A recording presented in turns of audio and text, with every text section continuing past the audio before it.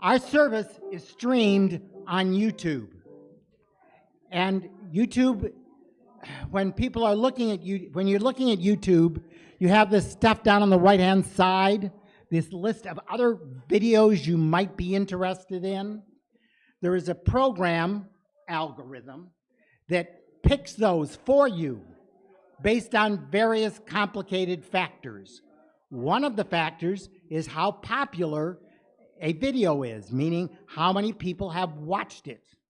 So we get credit if you watch our video.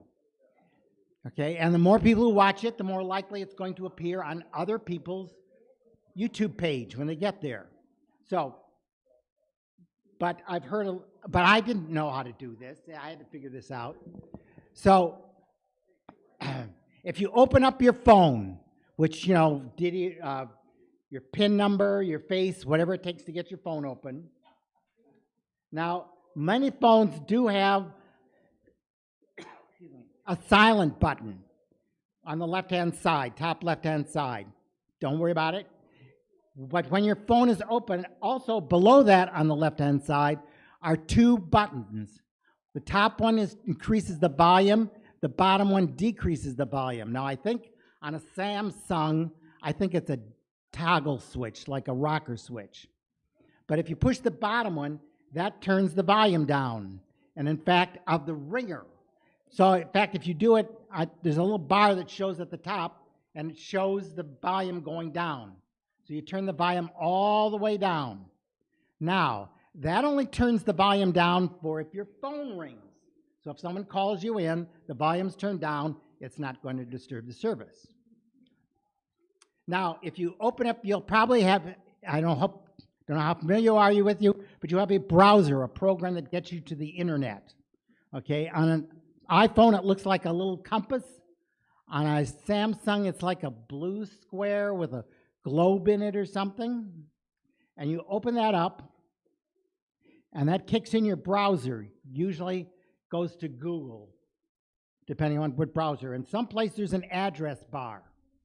Now, usually it's either at the very top or the very bottom is the address bar. You click in there.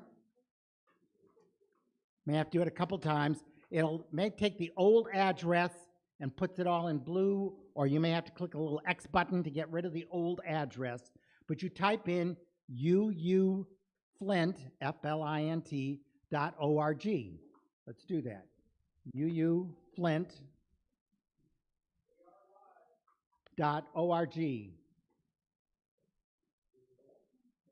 Thank you. Well, I'm going to go anyways. And then there's I have a go button or a search button or a return button. It's usually on my phone, it's in blue. You click that, and you go to our church's website. And it tells all about our church. Isn't that nice? Now just below that on our webpage, there's a picture. Just below the picture on our website. You know, anybody having any trouble? Where's Ray? Right there. So if you get to our church website, then just below the picture, UUFlint.org, just below the picture, there's little words that say, watch this week's service and past services. And past services. If you click on that, that takes you to our YouTube channel. And it should say Unitarian Universalist Congregation of Flint, right? How we doing? Okay. Now, there's a list of all our services for I don't know how far back it goes. And there's, I think it starts out, but they're grouped. Just below the pictures, it says shorts, says videos, there's past live streams for you. That's where some of the stuff comes in, where it'll pop up stuff. Yes, I know. I'm sorry. You can wait. I've got the mic. Okay. Now, if you go down, you'll see our church service should be there someplace. I'm having trouble finding it. Oh, right at the top, Duh. Yes. There's a picture of Daniel with the lions. Daniel in the lion's den. So you click on that. If you click on that picture, it'll start playing the video. See, and it can hear me talking because it's delayed. We don't want this happening during the service. So you take the video the audio buttons on the left, 2 buttons, click the bottom one till the sound goes away. And in fact, there should be a little bar that shows the sound decreasing there. So you turn the sound all the way down. It still keeps playing, but there's no sound. We get credit for you watching the video. It increases our number of streaming numbers, and it's more likely to come up, and more people will see us and learn about us and find us.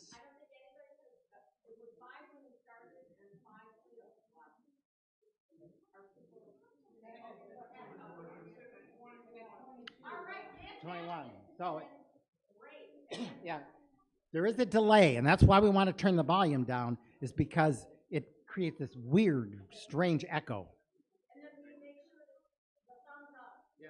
So the other, so any interaction we have with our YouTube, I stole the mic from it.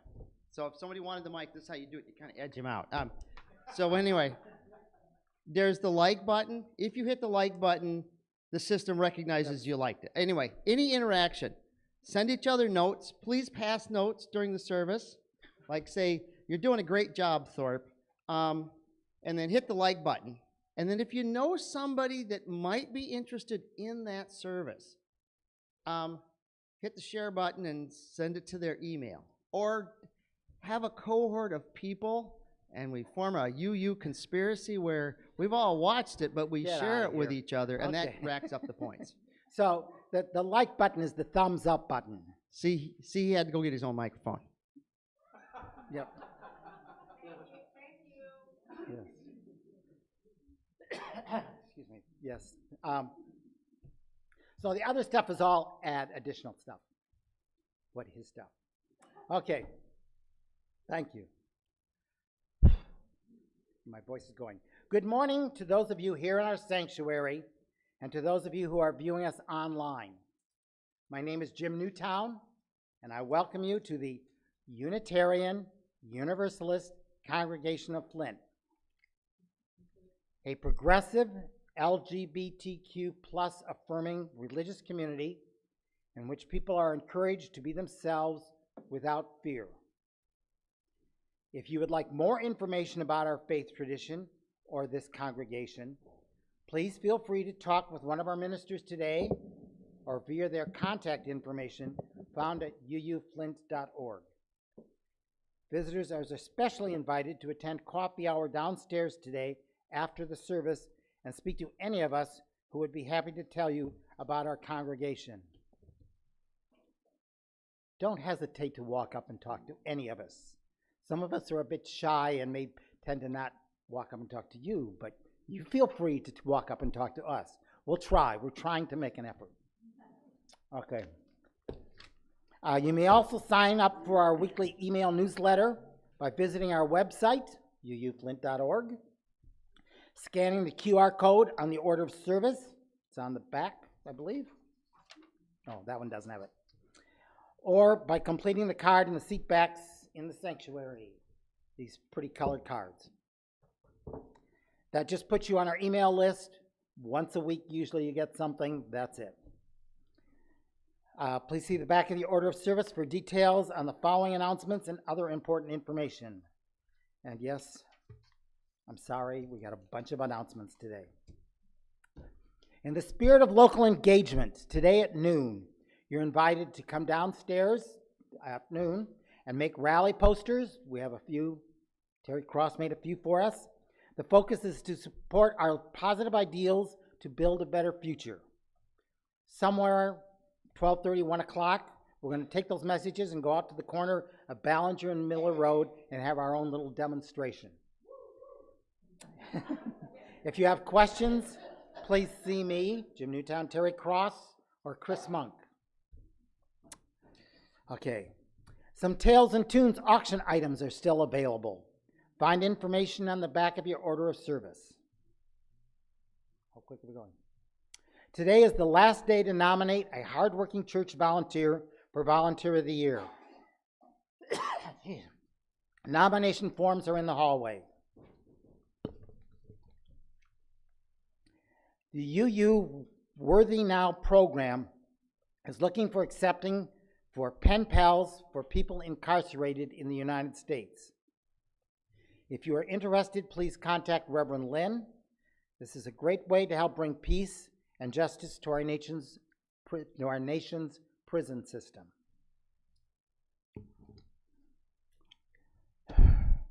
So this is like a review of that. This Thursday, May 1st, is an open house celebration at the new Motherly Intercession location. That's an organization, a local nonprofit organization that we support that helps the families of incarcerated people, right? The new location is 1188 Robert T. Longway Boulevard, get the whole name. It's from 11 to 2 this Thursday. There's an open house. Talk to Ruth or John Straw for more information. Fellow congregants, if you are fed up and want to resist what is going on in our nation, consider leading a social justice project of your choosing. Well, I'm giving this example, that's where it is. Just like Jim, Terry, and Cross are doing today with their sign making and protest, it could be a small or large project, perhaps just finding people to make phone calls to just the right lawmakers, or gathering people to go to Lansing for a protest. Becoming a UCF social justice task leader doesn't obligate you to a long-term commitment and will give you a chance to do some good. Just talk with Jerry or Lynn or our moderator, Ray Rust, if you have any ideas. We also have web addresses for various sites that try to list activities that are going on in the state. So I have some of those if you would like, and we'll be sending some of those out. Any other announcements? Okay, moving on to our chalice lighting.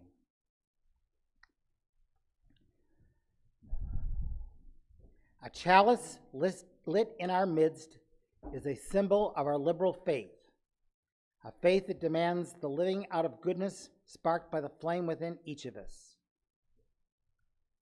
Please join me in reciting our covenant. Recognizing the richness of diversity, the beauty and wonder of shared worship, and the transforming power of love and service, we gather as a sacred, intentional community to freely seek knowledge and truth, to celebrate the fullness of life, and by our actions to increase goodness and justice.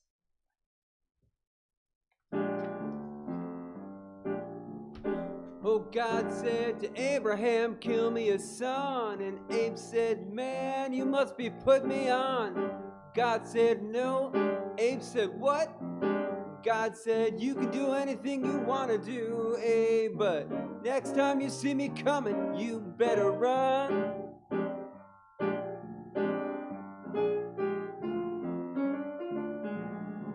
Abe said, where do you want this killing done? And God said, out on Highway 61, yeah.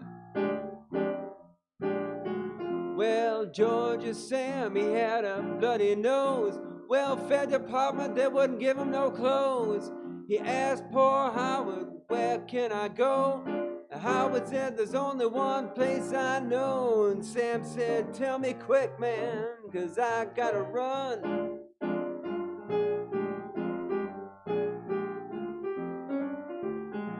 Old Howard, he just pointed his gun and said, that way down on Highway 61, yeah. Well, Mac the Finger said to Louis the King, I got 40 red, white, and blue shoestrings and 1,000 telephones that don't ring. Do you know where I can get rid of all these things? And Louis the King said, let me think for a minute, son.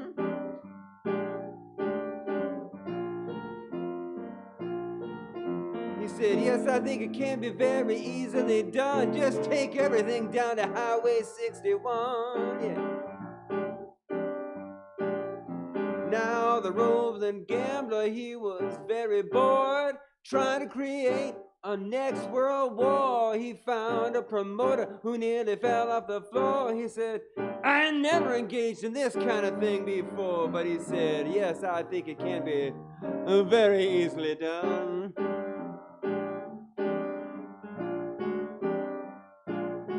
We'll just put some bleachers out in the sun and have it on Highway 61, yeah.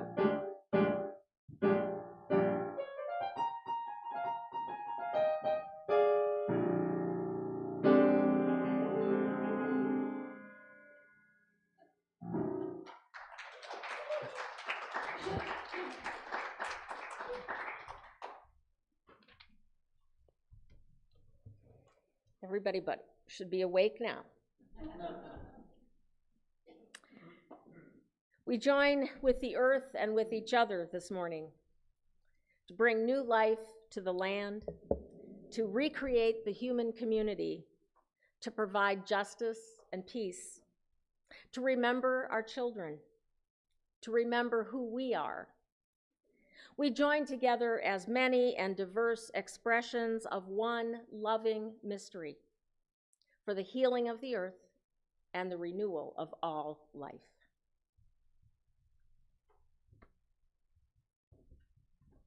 Please stand if you're willing and able. 1028 in the skinny book.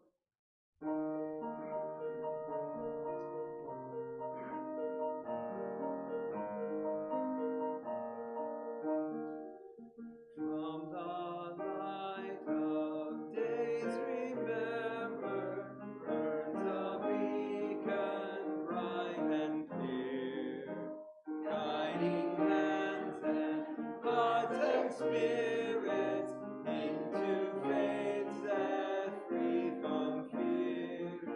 When the fire of commitment sets our mind and soul ablaze, when our hunger and our passion meets to call us on our way, when we live with deep assurance of the flame that burns within, then our promise finds fulfillment and our future can begin.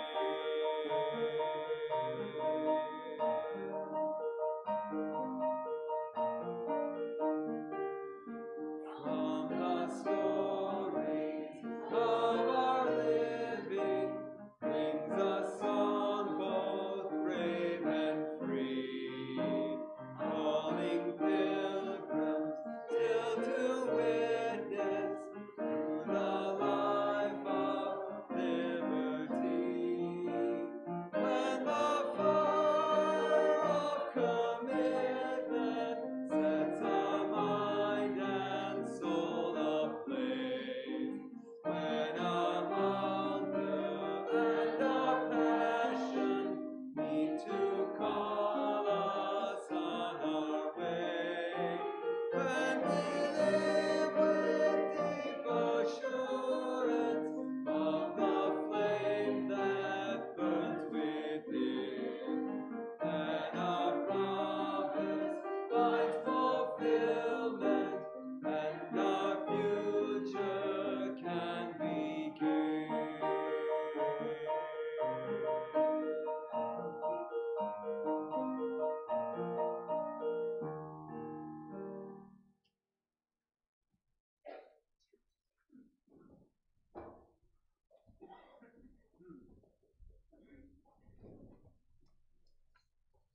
During the musical meditation, please feel free to light candles in front or in the back.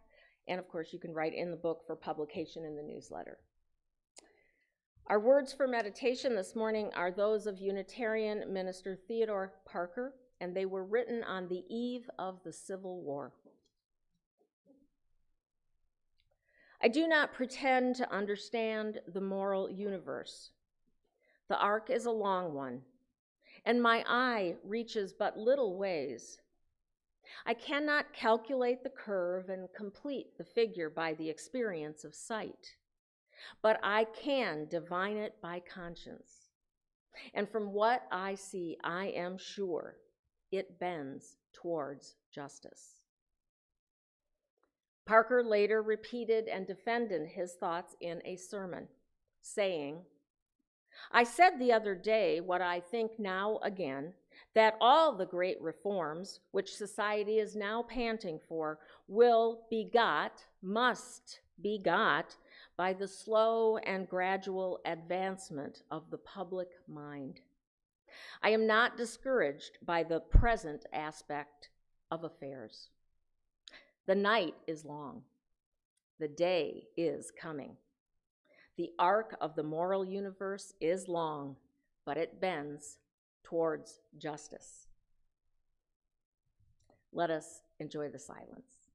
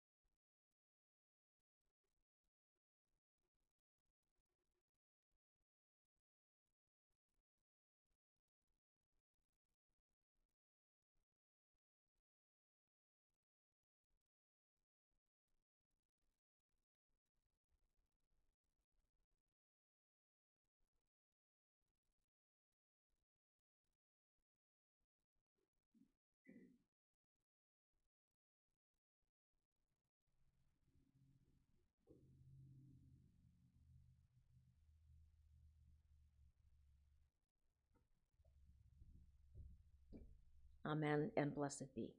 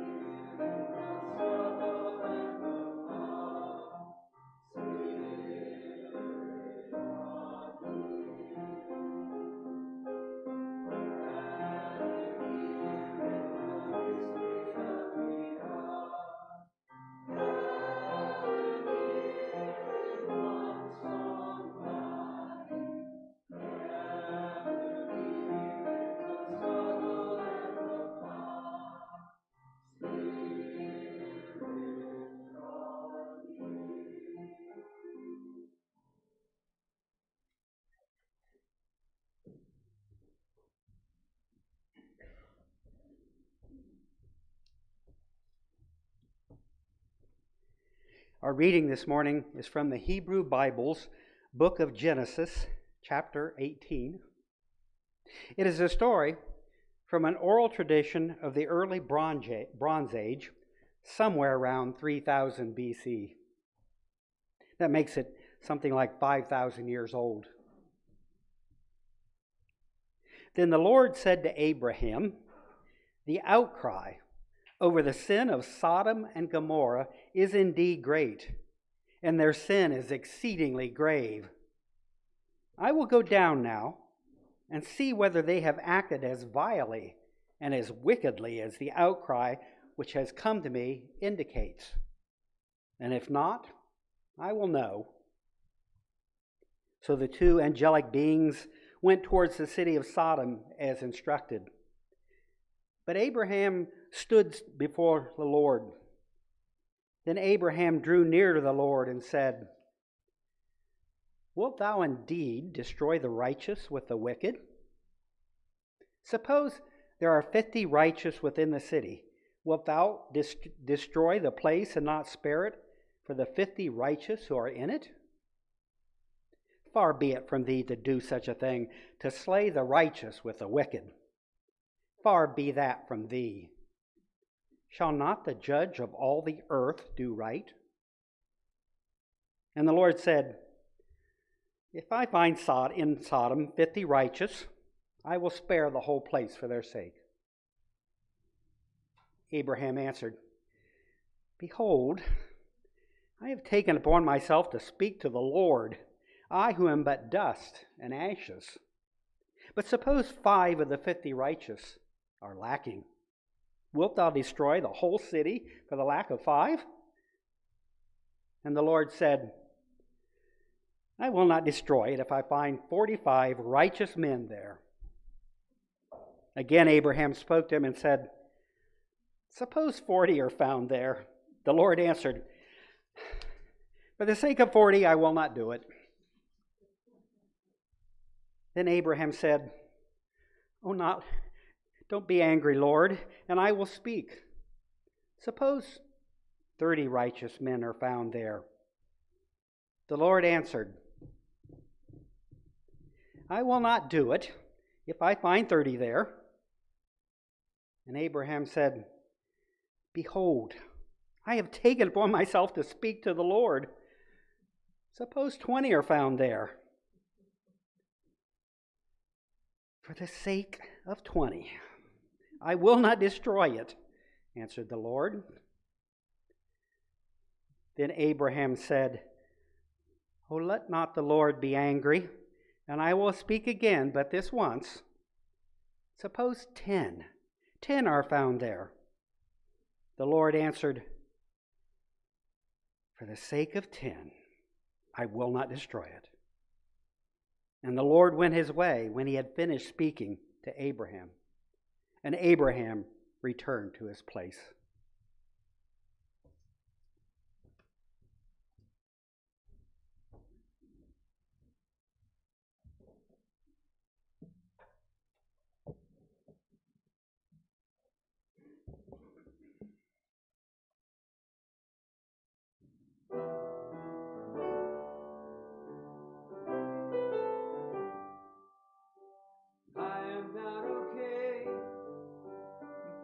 Getting by, losing track of days, losing sleep at night. I am not okay. I'm hanging on the rails. So if I say I'm fine, just know I've learned to hide it well. But I know I can't be the only one who's hanging out for dear life. But God knows, I know when it's all said and done, I am not okay, but it's all gonna be alright. It's not okay, but we're all gonna be alright. I woke up today, almost stayed in bed, had the devil on my back, and all the voices in my head. Some days it ain't all bad, and some days it all gets worse. Some days I swear I'm better off laying in the dirt. But I know I can't be the only one who's holding on for dear life. But God knows, I know when it's all said and done, it's not okay, but it's all gonna be alright. It's not okay, but we're all gonna be alright, gonna be alright, gonna be alright.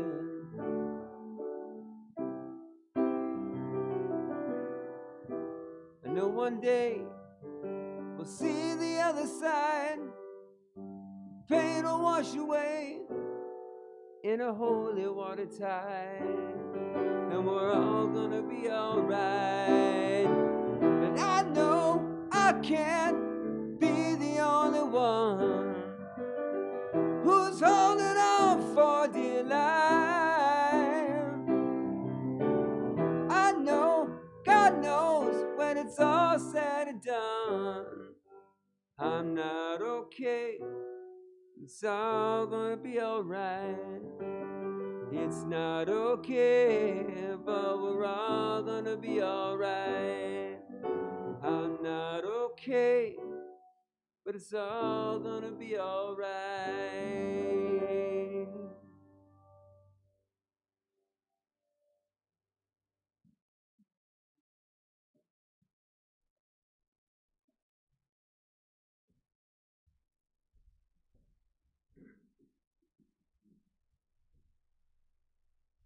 I think it's safe to say, few of us ever think of ourselves as Abraham of the Hebrew Bible, out in the desert bargaining with God, walking right up to the Lord and saying, "Far be it from thee to slay the righteous with the wicked.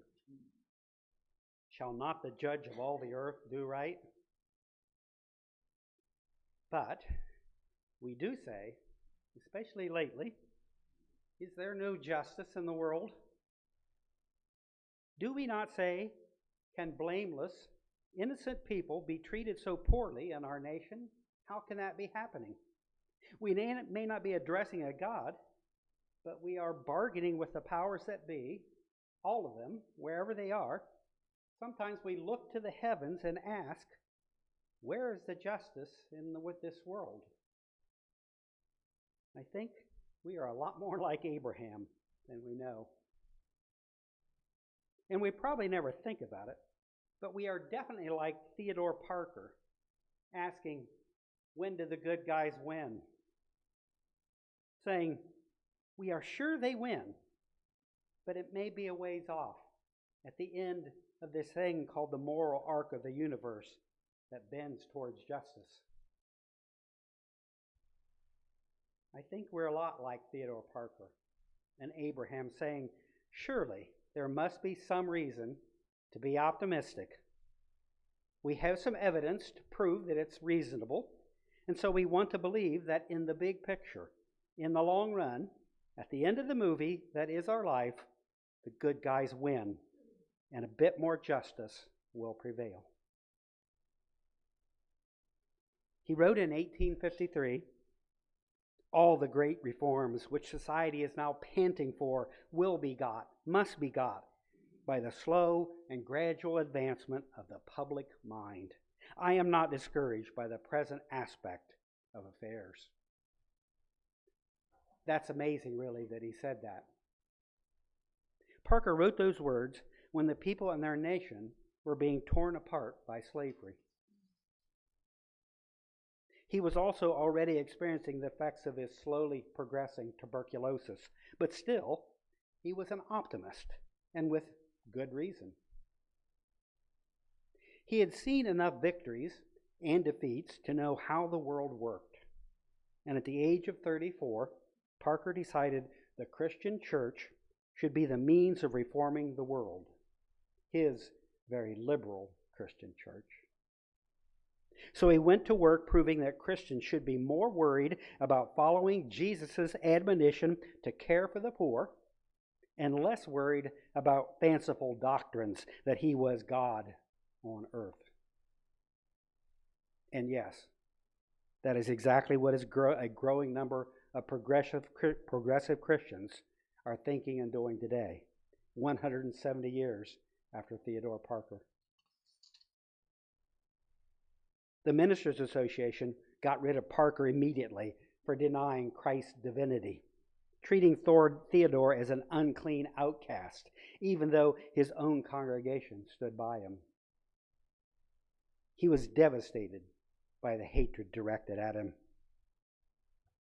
But then a group called the Friends of Theodore Parker insisted he speak before bigger audiences. They believed in his optimism that they could together make the world a better place.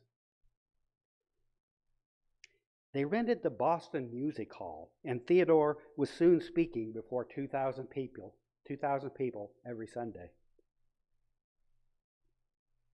In just 4 years, he had gone from being a hated man to being a nationally recognized progressive thinker with a fan club of scholars, politicians, and celebrities. Abraham Lincoln read his stuff and later quoted him without attribution in the Gettysburg Address. Oh yeah. Parker had seen both defeat and victory, and he had decided by 1853 that although it was hard for him to see in the future with just his eyes, he could see with his conscience, his whole being, and he saw that justice was at the end of the long path. He said it's there, and we can reach it if we keep trying.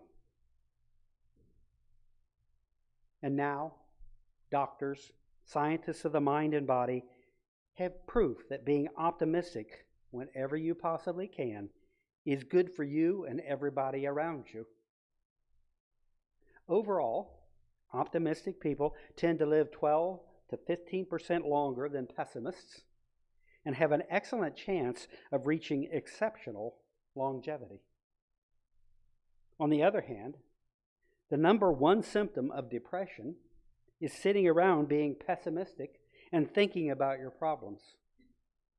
Psychologists call it rumination, and it can be deadly.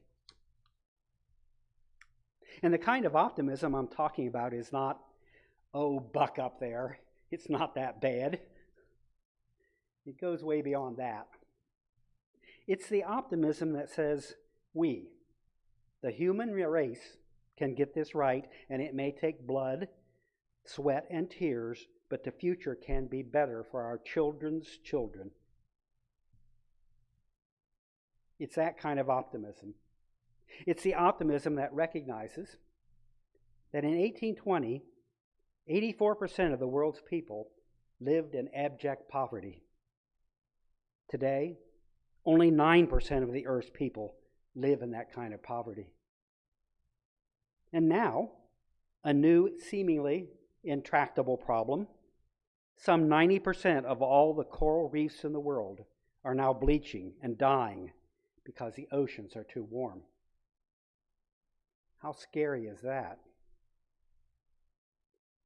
But Theodore Parker, on the eve of the Civil War, was fueled by optimism in the human race. Will we likewise be fueled by optimism that we can win the Civil War for the health of our planet?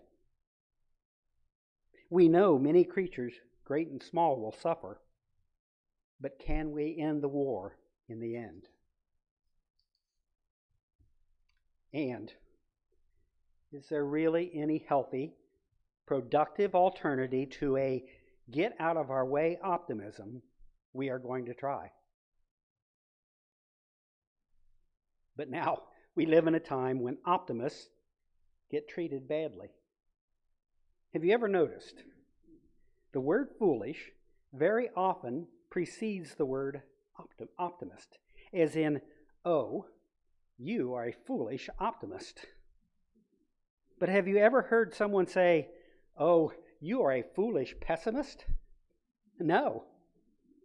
Nowadays, pessimism is supposedly never foolish. Pessimism is the new rational. But how did that happen? It's a story I think everyone should know because it explains, in part, how America elected a felon and a would-be dictator. You know what the Age of Enlightenment was. The age when humans were told they should have plenty of individual freedom to question the way things were. Parker and his fellow transcendentalists were among the greatest apostles of the Enlightenment values.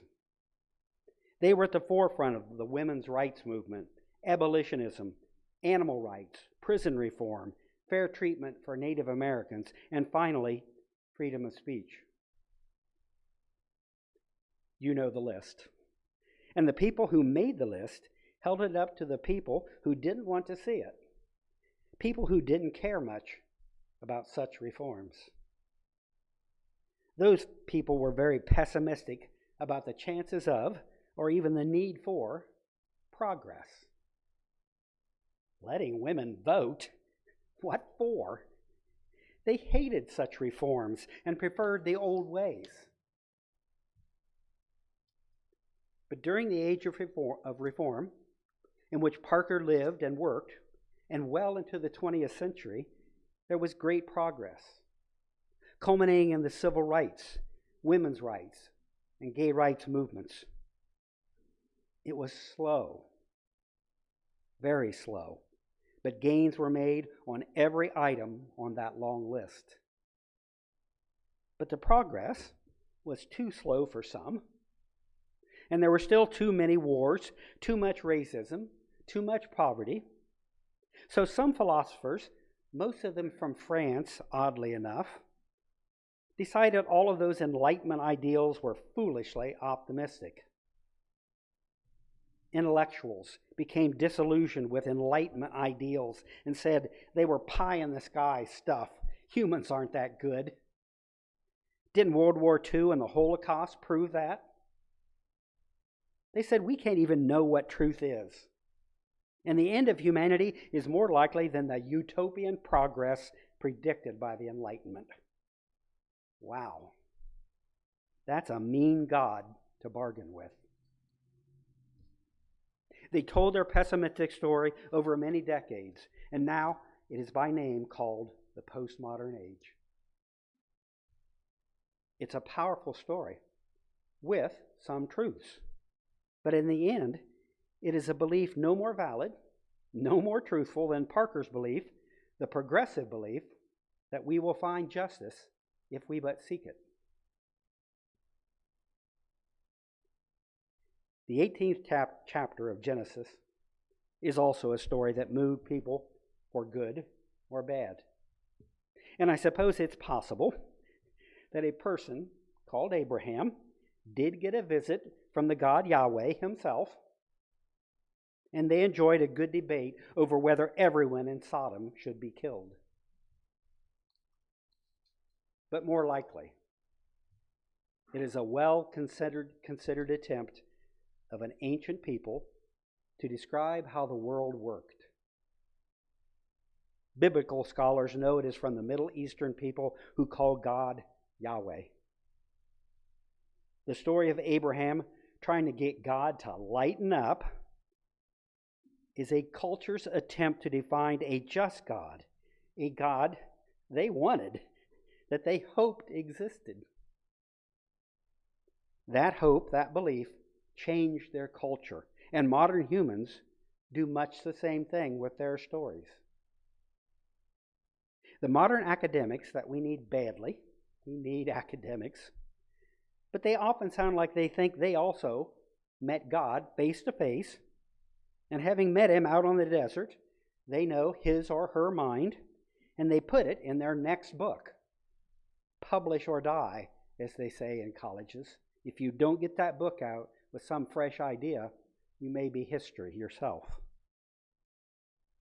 But come on. Not everyone gets to do a face-to-face with Yahweh. The line would be out the desert, But the story of Abraham haggling with God leaves us with some optimism about God and humanity.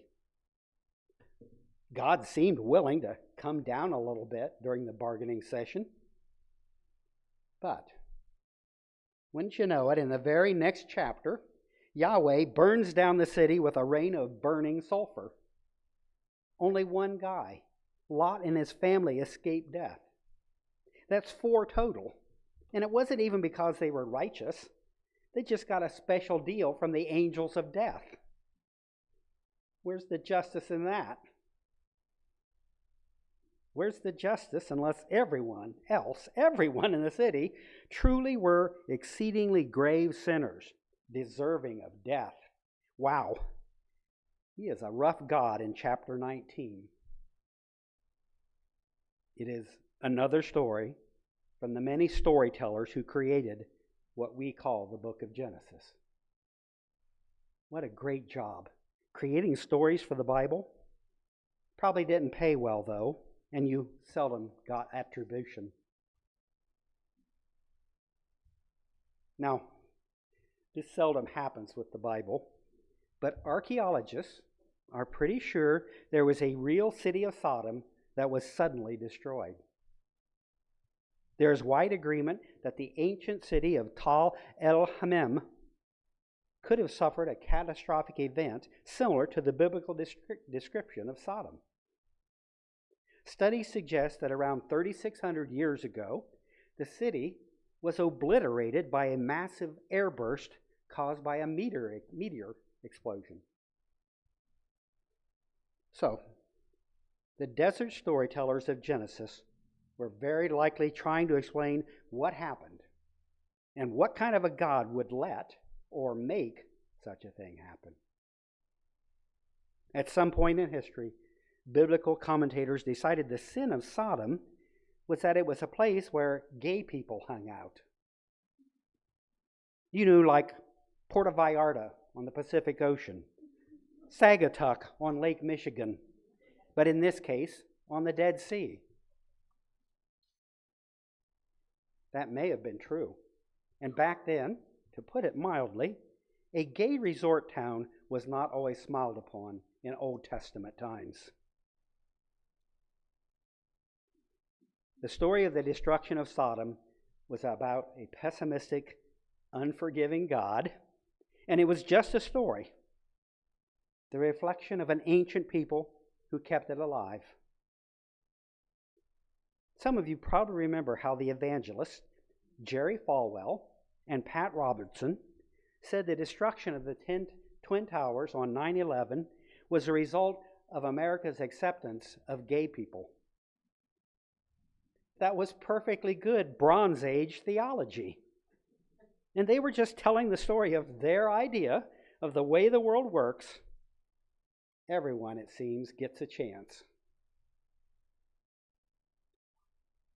Theodore Parker also had a story. Not about a God, but about optimism for the laws of evolution. The transcendentalists and other progressive thinkers of that age didn't wait for Darwin. Emerson and Thoreau had already described evolution. Darwin then went out and proved it later. But Parker embodied it in action. He said, evolutionary social reform was the job of the church. One of many Parker's biographers said his genius was in agitation.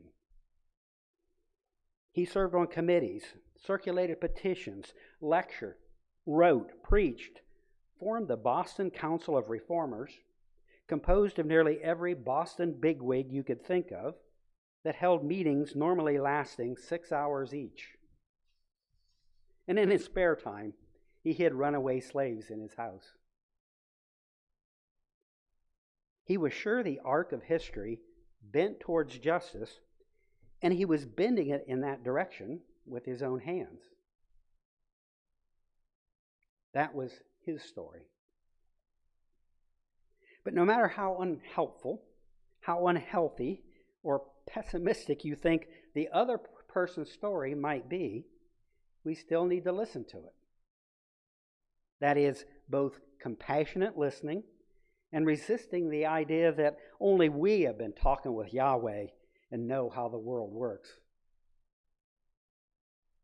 The current post-optimistic world is suspicious of the worth of the individual, the value of the rational mind, and the possibility of humanity ever becoming one.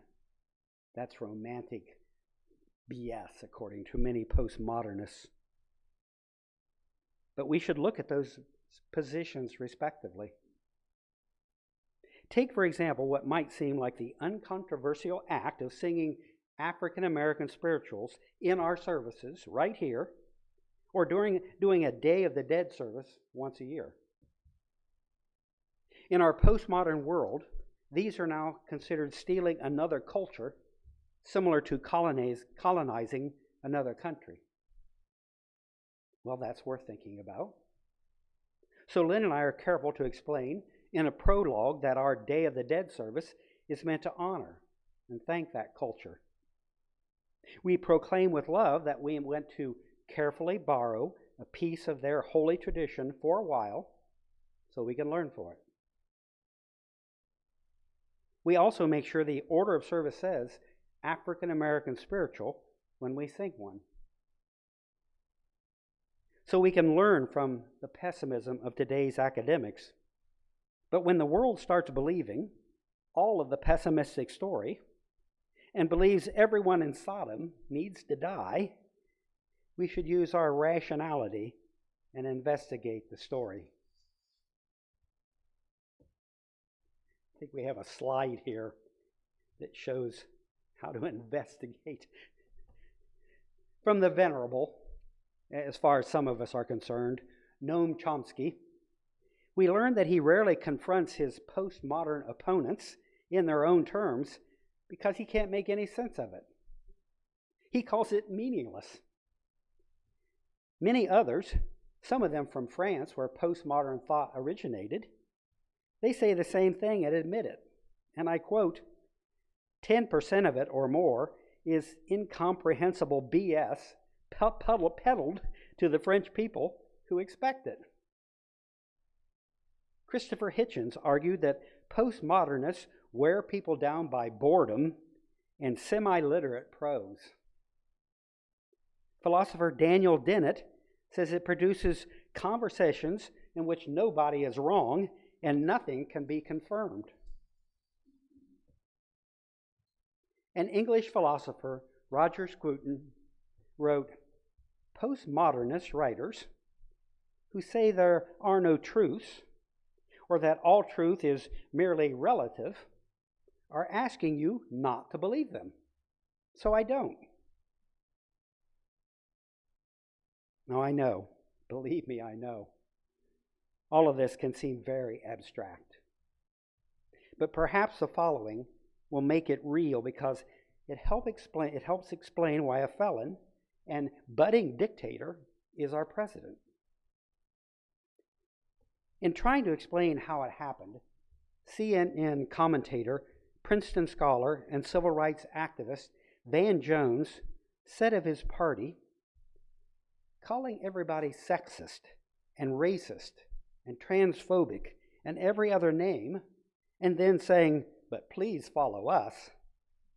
That's not a good strategy for winning, folks.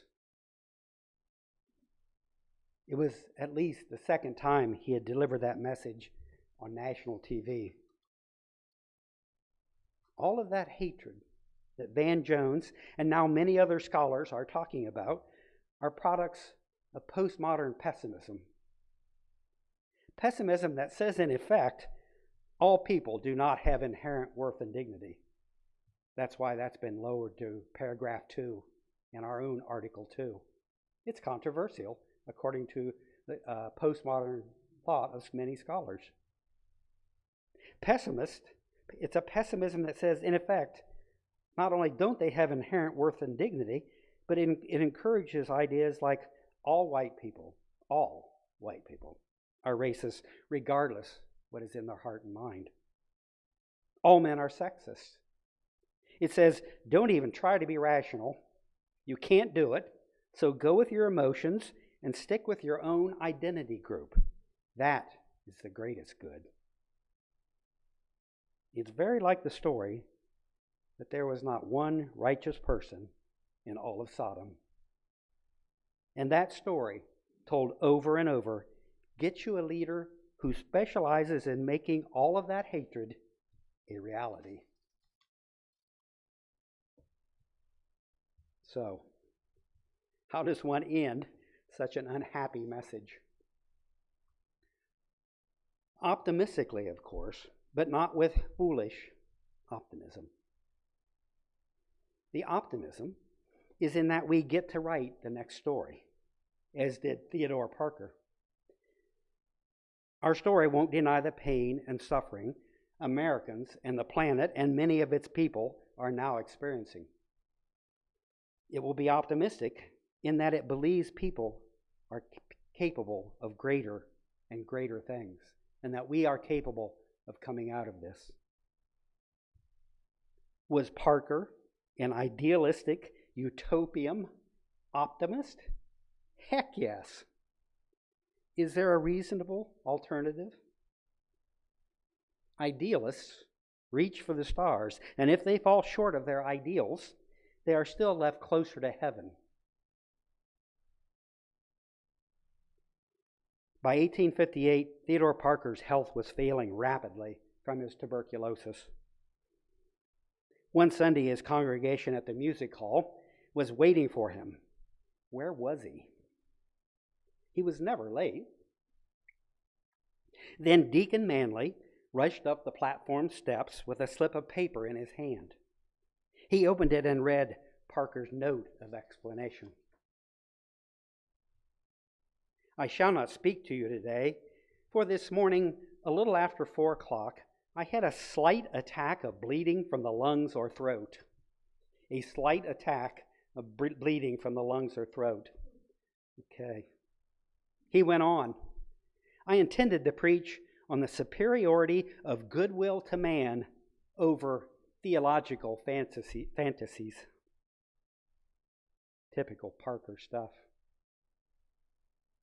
He said, I hope you will not forget the contribution to the poor, whom we have with us always.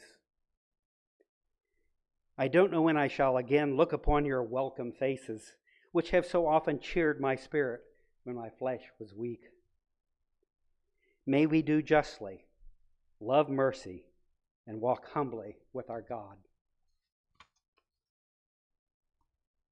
He soon traveled to Italy, seeking a cure, but of course he never found it, and died there in Florence in 1860.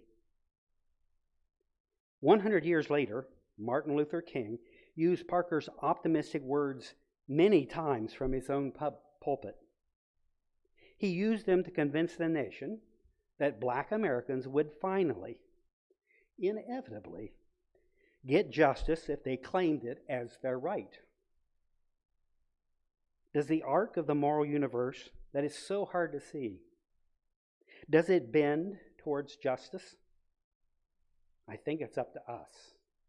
We can write the story. We have written it before. Thank you.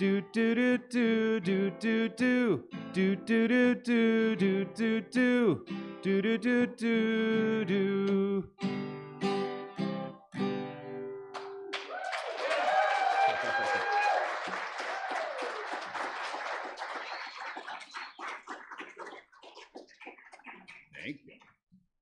Thank you for being here, and it's coffee and refreshment time downstairs. Hope you enjoy it.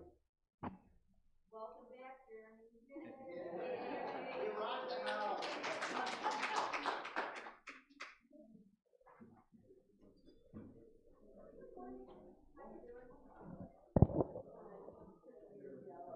So thank you, Jerry, for